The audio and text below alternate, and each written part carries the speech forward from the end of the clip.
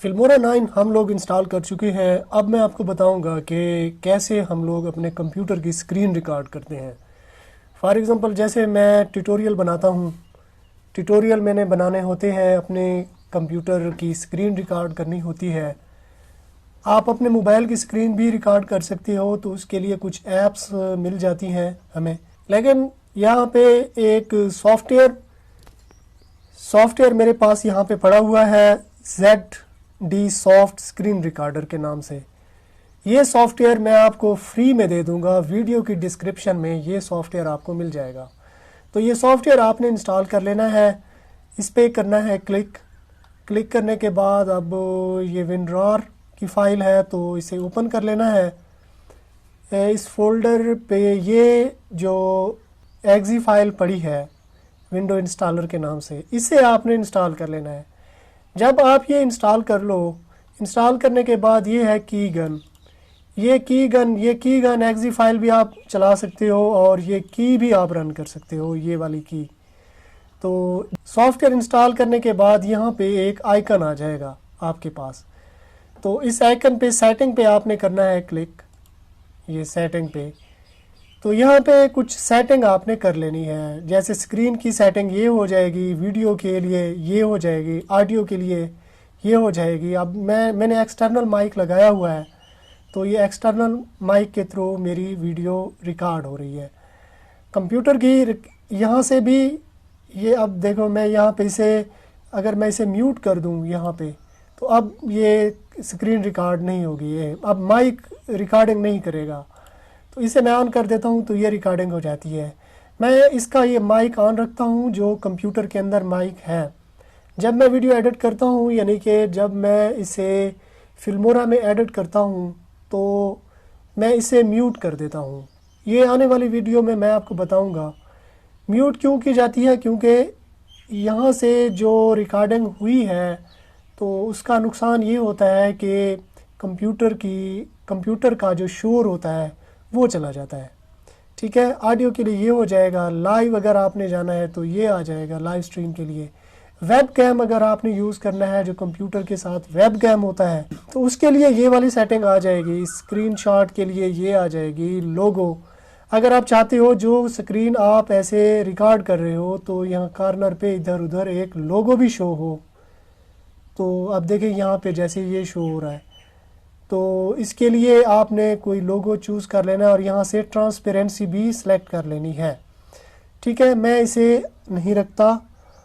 इसकी setting change कर सकती हो, यानी कर्सर रंगीन दिखाई दे, स्पेसिफिक कलर दिखाई दे, या हाईलाइट कर दे, या जैसे मूव हो तो ऐसे कलर के साथ जो है ना मूव हो रहा हो या एनिमेट हो रहा हो, इसकी सेटिंग भी आप कर सकते हो। हार्ट कीज़ है, यानी शॉर्टकट कीज़, स्टार्ट और स्टॉप के लिए F8 होता है, जैसे पास रिज्यूम के लिए कंट्रोल F8 होता है। स्क्रीनशॉट लेना है F9 दबाना है।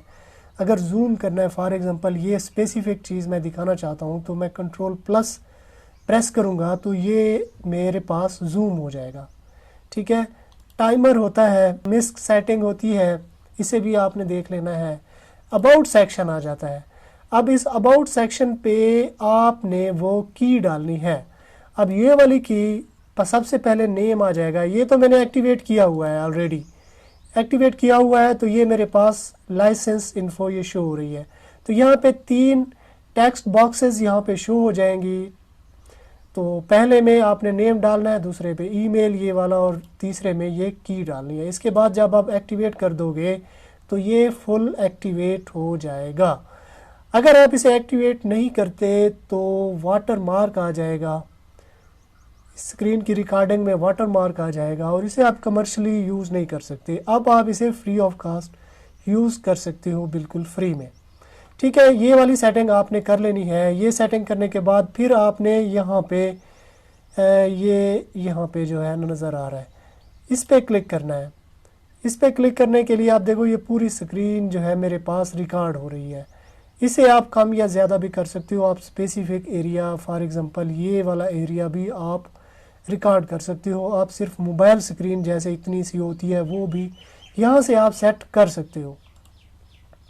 ठीक है, इसके बाद ये बने बनाए हैं सेटिंग, और ये है फोल्डर। अब ये रिकॉर्डिंग जिस फोल्डर में सेव होगी तो ये मुझे उस फोल्डर में ले जाएगा।